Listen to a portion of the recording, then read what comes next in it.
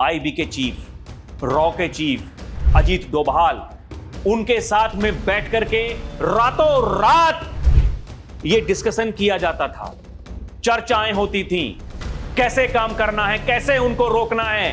हमारा विपक्ष यह साबित करने में वहां पर तुला हुआ था कि देखिए अमित शाह डरपोक है, अमित शाह संसद में नहीं आ रहा है। Amit Shah does not have the courage, guts नहीं है उसमें कि वो पार्लियामेंट में आके हमारे सामने खड़ा हो जाए। ध्यान था देश में अराजकता कैसे पैदा कर सकते हैं, कैसे यह साबित कर सकते हैं कि अमित शाह जवाब नहीं देना चाहते। हम उनका इस्तीफा मांग रहे हैं। जिस समय देश के गृह मंत्री अमित शाह से इस्तीफा मांगा जा रहा था, उस समय गृह मंत्री देश में जो आईएसआई के इशारे पर नेटवर्क काम कर रहे थे ताकि प्रधानमंत्री नरेंद्र मोदी 15 अगस्त को लाल किले पर ना पहुंच सके, उनको रोकने के लिए षड्यंत्र कर रहे थे, उनको कैसे ठोकना है उसकी तैयारी कर रहे थे देश के गृह मंत्री अमित शाह। खुद गृह मंत्री अमित शाह ने सोशल मीडिया पर यह ट्वीट करते हुए जानकारी दी कि शहजाद भट्टी नेटवर्क उसको ध्वस्त कर दिया गया है। आपको लगता है कि शिक्षा मंत्री धर्मेंद्र प्रधान का इस्तीफा, अरे अभी तक नहीं लिया था इस्तीफा, ये एकदम से ही आपको नहीं कभी सोचने को मजबूर होते कि ऐसा क्या हो गया होगा कि सरकार ने रातों रात शिक्षा मंत्री का इस्तीफा लिया, जंतर मंतर को खाली कराया? क्यों कहते हैं अमित शाह कि जो बॉर्डर वाले राज्य हैं वहां ये राष्ट्रवादी सरकार का होना बहुत जरूरी है? क्यों इन्होंने एडी चोटी का जोर लगा दिया था? बंगाल में कुछ तो वजह होगी। दर्शकों नमस्कार, डीएनपी इंडिया देख रहे हैं आप, साथ हूं मैं आपके राहुल चौधरी। हमारे देश में एक गैंग है, गैंग। वो गैंग सरकार को बदनाम करने का काम करता है, वो चाहे केंद्र सरकार हो या फिर वो राज्य की सरकारें हो जहां बीजेपी शासित प्रदेश है, जो कोई भी, वो चाहे यूपी हो, मध्य प्रदेश हो, गुजरात हो, महाराष्ट्र हो। आपको वो गैंग ये बताने की कोशिश करता है कि बेड़ा गर्क हो गया इस देश का। दर्शकों पिछले 2 महीनों की कहानी को आप देखिए, कैसे कॉकरोच जनता पार्टी रातों रात इतना बड़ा आंदोलन तैयार कर देती है, जंतर मंतर पर ड्रामेबाजी, देश विरोधी नारे, नरेंद्र मोदी को गाली, भारतीय सेना को गाली, सुरक्षा बलों को गाली, पहले शिक्षा मंत्री का इस्तीफा, उसके बाद में गृह मंत्री का इस्तीफा लोग मांगने लगे। कहा कि गृह मंत्री सदन में आए, आकर के जवाब दें। गृह मंत्री ने कहा कि आप चर्चा करिए, वहीं आपके सामने बैठा रहूंगा, जो भी आप सवाल पूछेंगे सारे सवाल पेपर पे नोट करूंगा, लिखूंगा, और ठीक 24 घंटों के बाद मैं फिर आऊंगा जवाब देने के लिए, आपके सारे सवालों के मैं जवाब दूंगा, लेकिन चर्चा करिए। ध्यान चर्चा पर नहीं था, ध्यान था देश में अराजकता कैसे पैदा कर सकते हैं, कैसे यह साबित कर सकते हैं कि अमित शाह जवाब नहीं देना चाहते, कि नरेंद्र मोदी जवाब नहीं देना चाहते, कि योगी आदित्यनाथ की सरकार वो ठीक काम नहीं कर रही है।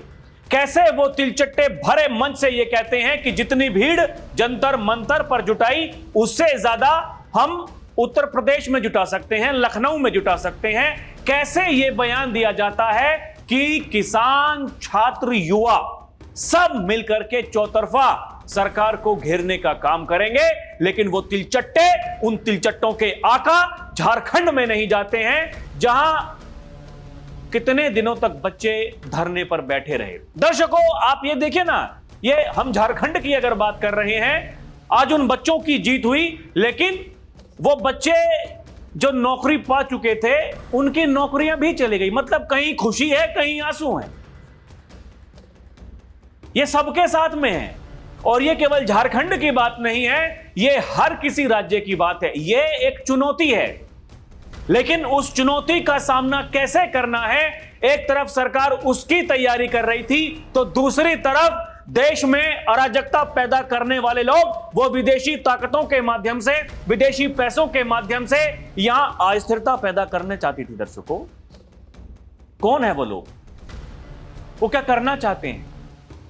जिस समय देश के गृह मंत्री अमित शाह से इस्तीफा मांगा जा रहा था, उस समय गृह मंत्री देश में जो आईएसआई के इशारे पर नेटवर्क काम कर रहे थे ताकि प्रधानमंत्री नरेंद्र मोदी 15 अगस्त को लाल किले पर ना पहुंच सके, उनको रोकने के लिए षड्यंत्र कर रहे थे।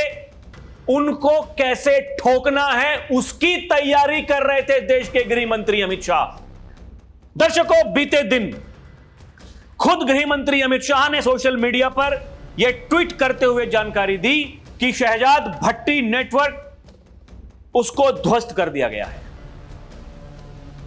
पूरे देश के 14 राज्यों में एक साथ ऑपरेशन होता है, 200 से ज्यादा आतंकियों को गिरफ्तार किया जाता है, 80 से ज्यादा एफआईआर दर्ज होती हैं।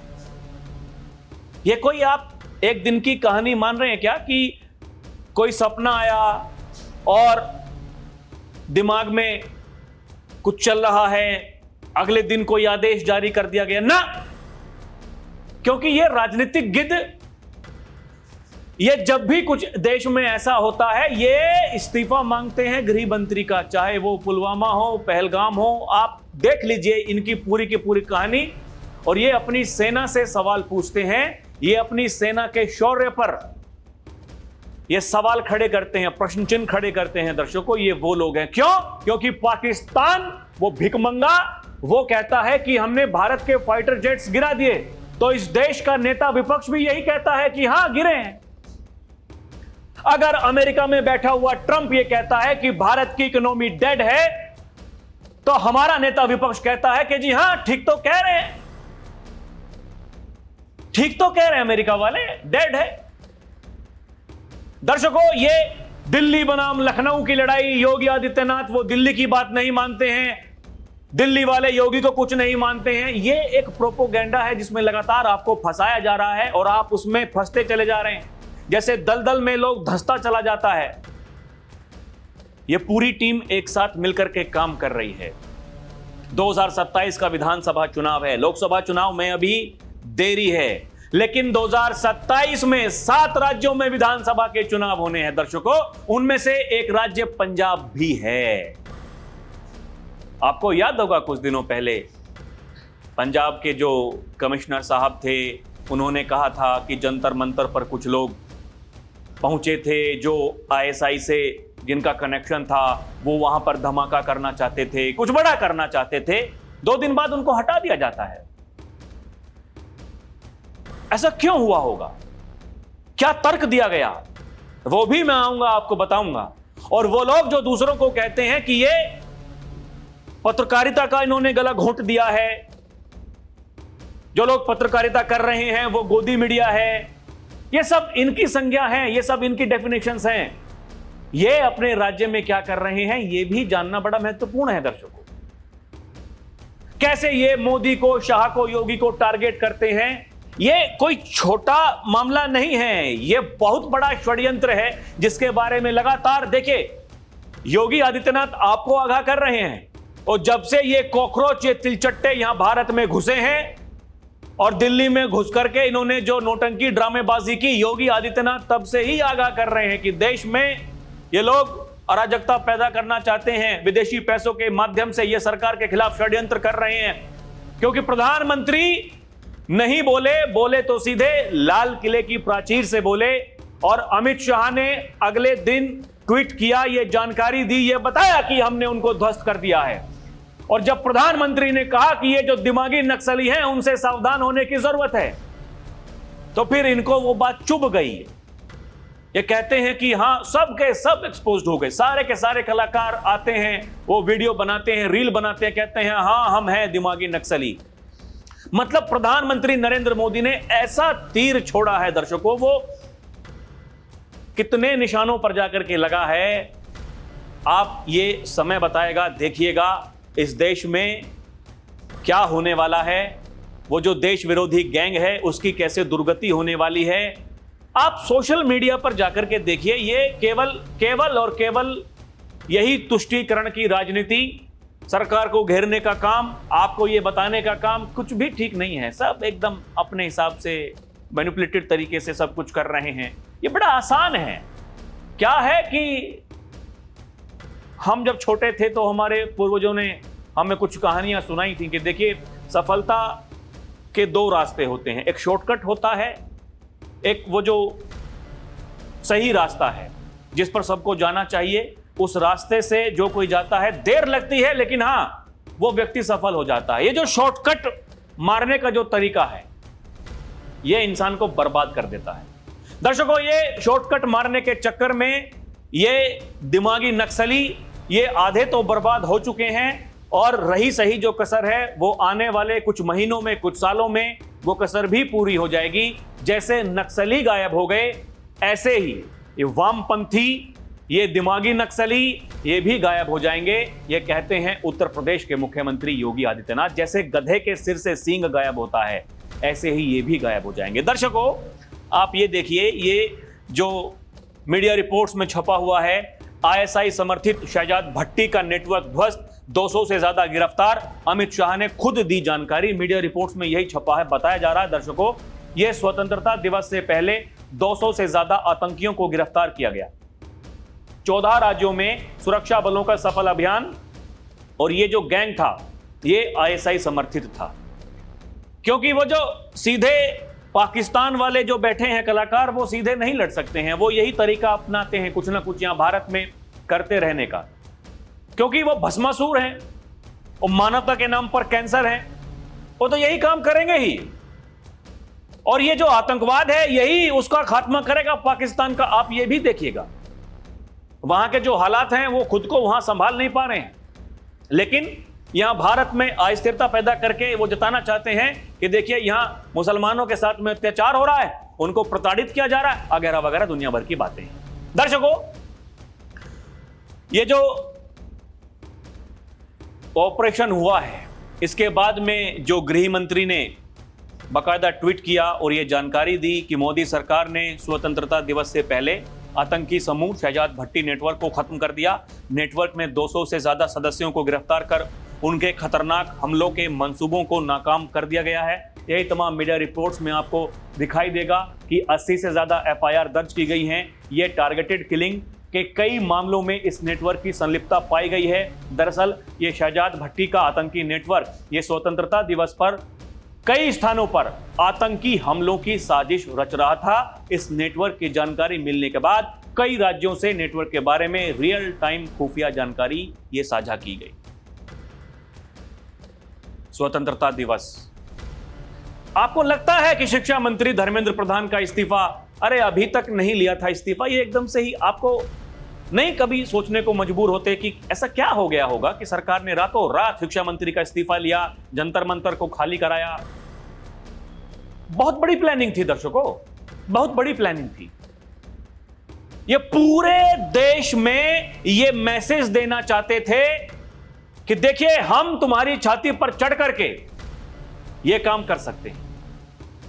देश की संसद में घुसने की तैयारी, वहां तिलचट्टों की आड़ में कैसे कैसे लोग। दर्शकों, जो आप देखिए, ये जो गृह मंत्री ने कहा कल, उसके बाद में इंडिया टीवी के संपादक हैं पीयूष पद्माकर, उन्होंने जानकारी दी है दर्शकों। उन्होंने कहा कि अमित शाह ने देश को एक बहुत बड़े आतंकवादी हमले से कैसे बचाया। जब राहुल गांधी संसद के बाहर और प्रेस कॉन्फ्रेंस में गृह मंत्री का इस्तीफा मांग रहे थे, उस वक्त अमित शाह देश को सीरियल बम ब्लास्ट से बचाने में लगे थे। पाकिस्तान ने 15 अगस्त के दिन देश के 14 राज्यों में सीरियल बम ब्लास्ट का खूनी प्लान बनाया था। बिल्कुल इंडियन मुजाहिदीन जैसे ही मॉड्यूल को आईएसआई ने तैयार किया था। पाकिस्तानी आईएसआई ने करोड़ों रुपए खर्च करके आतंकवादी तैयार किए थे। नाम रखा गया था मुशर्रफ। 200 आतंकवादियों को रेडी कर लिया गया था।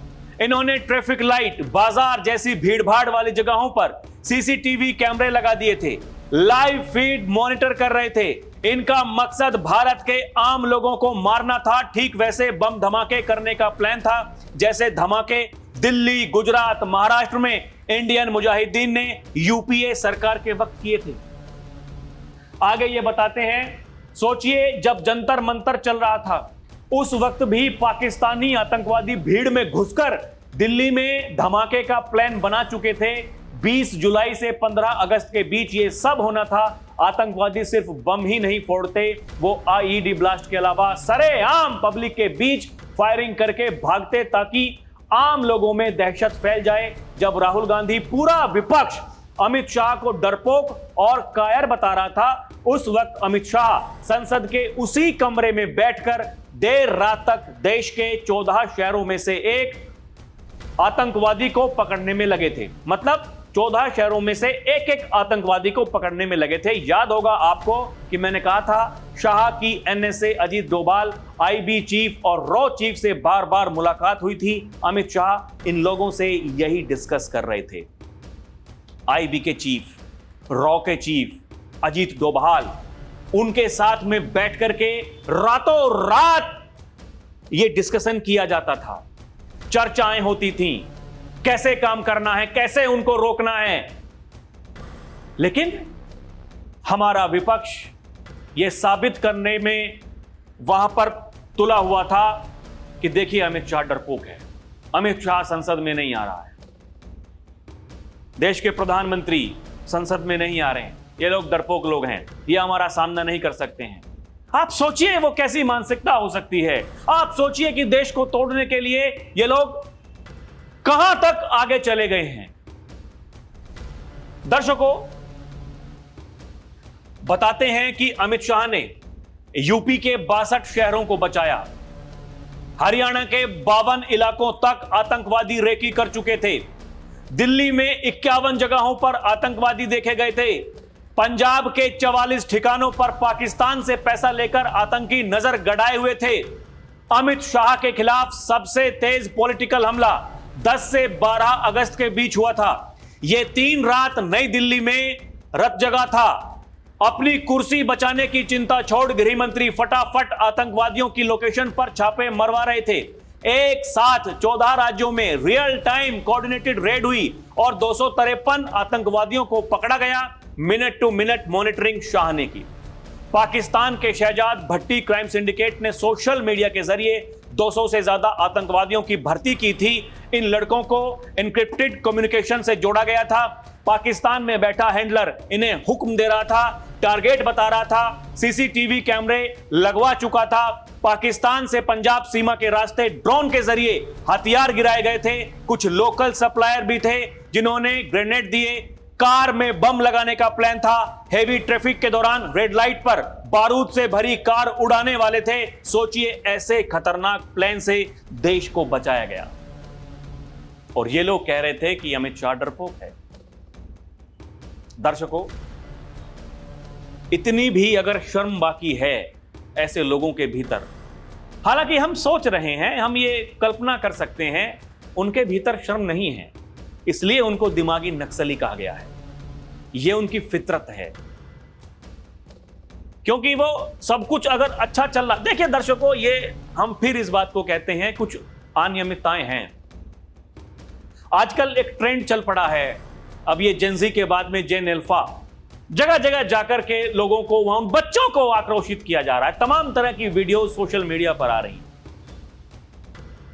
ये विरोध का तरीका, और लोग शाबाशी दे रहे हैं, उनकी कमर थपथपा रहे हैं, अरे वाह मौज कर दी आपने, तो कितना बढ़िया आप काम कर रहे हैं।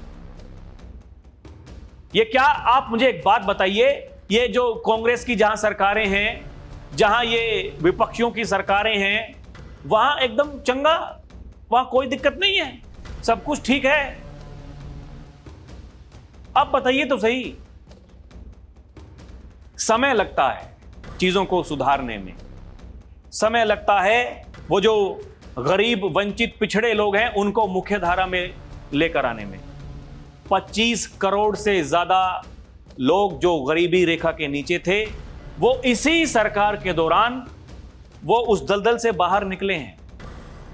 25 करोड़ से ज्यादा लोग इसी मोदी सरकार के नेतृत्व में। ये सवाल उठाते हैं, ये लोग कहते हैं कि अरे 80 करोड़ से ज्यादा लोगों को मुफ्त में अनाज दिया जा रहा है। तो फिर भाई साहब, जब आपकी सरकारें थी तो फिर आपने क्यों नहीं ये कह दिया था कि ये ठीक नहीं है? आप लोग क्यों घोषणाएं करते हैं? 2024 के लोकसभा चुनाव में उन्हीं योजना को और बेहतर तरीके से लागू करने के लिए आपने प्लानिंग बताई थी अपनी, खटाखट आप दे रहे थे। आप सोचिए दर्शकों, ये कैसे लोगों को बेवकूफ बनाया जाता है। ये जो शहजाद भट्टी ये गैंग है, ये नेटवर्क है दर्शकों, ये पाकिस्तान का गैंगस्टर है जो सोशल मीडिया इन्फ्लुएंसर के रूप में सक्रिय था। भारतीय एजेंसियों के अनुसार वो आईएसआई के इशारे पर काम करता है, गैंगस्टर से आतंकी हैंडलर बन गया। वो पाकिस्तान, यूएई, दुबई से ऑपरेट करता है, ये बताया जा रहा है। सोशल मीडिया, इंस्टाग्राम, फेसबुक आदि के जरिए भारतीय युवाओं को पैसे देकर भर्ती करता था। पोस्टर लगवाना, रेकी, ग्रेनेड हमले, IED, car bomb, target killing, हथियार, ड्रग्स सप्लाई, प्रोपोगेंडा जैसी गतिविधियां, ये सब कुछ चला रहा था। बताया जा रहा है दर्शकों 2025-2026 में कई हमले की साजिशें, जैसे जालंधर रोजर संधू के घर पर grenade, Gurdaspur police station grenade, Sirsa महिला थाना विस्फोट, अंबाला बलदेव नगर थाना कार बम, दिल्ली एनसीआर में ग्रेनेड, टारगेट किलिंग प्लान आदि में उसका नाम आया। तहरीके तालिबान हिंदुस्तान जैसे प्रोपोगेंडा से भी उसका जुड़ाव बताया गया। बार बार उसका मॉड्यूल ध्वस्त किया, चाहे वो दिल्ली पुलिस की स्पेशल सेल हो, एनआईए हो, यूपी की एटीएस हो, महाराष्ट्र की एटीएस हो, राजस्थान पुलिस हो, सबने मिलकर कई बार उसके सहयोगियों स्लीपर सेल को पकड़ा। दिल्ली, यूपी, पंजाब, हरियाणा, राजस्थान, मध्य प्रदेश, सभी जगहों से। इतना आसान आपको लगता है कि सब कुछ इतना आसान है? जो हमारी सुरक्षा एजेंसियां हैं, आप सोचिए कि वो दिन रात कैसे काम कर रही हैं दर्शकों। इन भेड़ियों के साथ में ये जो फ्रंट है, आधा फ्रंट, इनको संभालना कोई ये छोटी बात नहीं है, ये बड़ा मुश्किल काम है। आप मुझे बताइए, कोई सोच सकता था क्या कि आतंकवादियों की कमर को तोड़ने का काम कोई कर सकता है? 370 को कोई हटा सकता है? नक्सलवाद को खत्म कर देंगे? क्या आज से पहले किसी नेता ने यह वादा किया है क्या? माओवाद को हमेशा के लिए खत्म कर देंगे, उग्रवाद को हमेशा के लिए खत्म कर देंगे, आज से पहले किसी नेता ने सामने आकर के यह वादा किया है क्या? ये आज ये कहते हैं, ये उपदेश देते हैं, ये भाषण देते हैं, ये कहते हैं अरे ऐसे नहीं ऐसे। आज वो जो चिदंबरम जैसे लोग कहते हैं कि मैं दिमागी नक्सली हूं, जब वो गृह मंत्री थे तो क्या कर दिया था फिर उन्होंने नक्सलियों के लिए? क्या कर दिया था? इनसे कोई सवाल ना पूछे, इनकी भावनाएं आहत हो जाती हैं। दर्शकों देखिए काम कैसे होता है, ये कोई जो डबल इंजन की सरकार है उनसे सीखिए कि कैसे काम किया जाता है, कैसे होता है। दर्शकों आप ये देखिए, ये योगी आदित्यनाथ उत्तर प्रदेश के मुखिया हैं, उनके पास में लोग फरियाद लेकर के पहुंचते हैं, अब देखिए भैया ये दिक्कत है, कोई हमारी जमीन पर कब्जा कर लिया है, उसको हटाना है वगैरह वगैरह, कोई रास्ता नहीं दे रहा है, कोई भूमाफिया है। योगी कहते हैं ये तो हमारा पसंदीदा विषय है, अगर ऐसा कोई विषय है लाइए हमारे पास में, हम उसको देखते हैं। दर्शकों देखिए आज एक वीडियो देखिए आप, सोशल मीडिया पर वायरल हो रहा है। लोग कह रहे हैं बाबा फायर हैं। कोई महिला वहां पर पहुंची, उन्होंने कहा कि ये कुछ लोग हैं जो उनको रास्ता नहीं दे रहे हैं। बाबा ने कहा कि रास्ता नहीं दे रहे हैं, तहसीलदार, लेखपाल, कानून को सबको सस्पेंड करो। सुनिए, रास्ता नहीं मिलेगा तुमको जहाँ जाना तो देखेंगे, रास्ता उपलब्ध करवाओ, और अगर नहीं दे रहा है तो लेखपाल, तहसीलदार, कानून को सबको सस्पेंड कर दो। दर्शकों ये दिल्ली, लखनऊ ये लड़वाते रहेंगे, बाकी इनके पास में कुछ है नहीं बताने के लिए। आप देखिए ये कैसे जो टीम यूनिटी है कैसे काम करती है, उस बात को देखिए आप। जैसे ही आज उत्तर प्रदेश के प्रभारी विनोद तावड़े बनाए गए, सह प्रभारी जगदीश ईश्वर भाई पटेल बनाए गए, तुरंत योगी आदित्यनाथ ने उनको बधाई दी। कहा बीजेपी के माननीय राष्ट्रीय अध्यक्ष नितिन नबीन जी द्वारा माननीय राज्यसभा सांसद, राष्ट्रीय महामंत्री विनोद तावड़े जी को उत्तर प्रदेश का प्रदेश प्रभारी तथा माननीय राष्ट्रीय मंत्री पटेल जी को सह प्रभारी का दायित्व सौंपे जाने पर हार्दिक बधाई। पूर्ण विश्वास है कि उत्तर प्रदेश की संगठनात्मक शक्ति, कार्यकर्ता आधारित संस्कृति और राष्ट्र प्रथम के संकल्प को आप दोनों के अनुभवी मार्गदर्शन से नई दिशा एवं नई गति मिलेगी। वो तैयारी देखिए, आतंकवादियों से निपटने की भी तैयारी है दर्शकों, और ये जो दिमागी नक्सली हैं इनसे भी निपटने की तैयारी है। ये जो राजनीतिक गिद्ध हैं इनसे भी निपटने की तैयारी। आप देखिए, ये जो दूसरों को उपदेश देते हैं, ये वो कमिश्नर साहब थे पंजाब वाले, आप देख रहे हैं, ये गुरप्रीत भुल्लर। पहले बयान में Jantar Mantar recce ISI connection का दावा किया, दूसरे में सफाई दी और फिर नप गए अमृतसर के police commissioner Bhullar. Jantar Mantar recce विवाद पर पंजाब पुलिस ने बड़ा बयान जारी किया। पुलिस ने पहले कहा कि कथित आईएसआई समर्थित आतंकी मॉड्यूल का प्रदर्शन से कोई संबंध नहीं था और सोशल मीडिया पर बयान को तोड़ मरोड़ कर पेश किया गया। इस बीच अमृतसर के जो पुलिस कमिश्नर हैं उनका तबादला कर दिया गया। देख रहे हैं आप दर्शकों, क्या कलाकारी लोग करते हैं। 4 अगस्त 2026 को पंजाब पुलिस ने दावा करते हुए बताया, अमृतसर कमिश्नरेट पुलिस ने पाकिस्तान की खुफिया एजेंसी आईएसआई के इशारे पर काम कर रहे 2 सीमा पार आतंकी मॉड्यूल का भंडाफोड़ किया। इस कार्रवाई में 4 नाबालिगों समेत कुल 9 आरोपियों को गिरफ्तार किया गया। इनके कब्जे से 3 अवैध पिस्तौल, 9 जिंदा कारतूस, 4 पेट्रोल बम और 1 चोरी की मोटरसाइकिल बरामद हुई।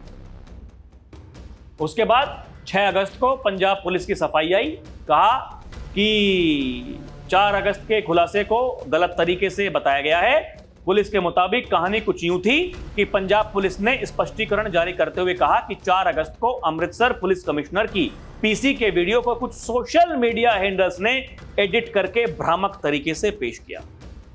तो फिर भैया उनका तबादला क्यों किया गया?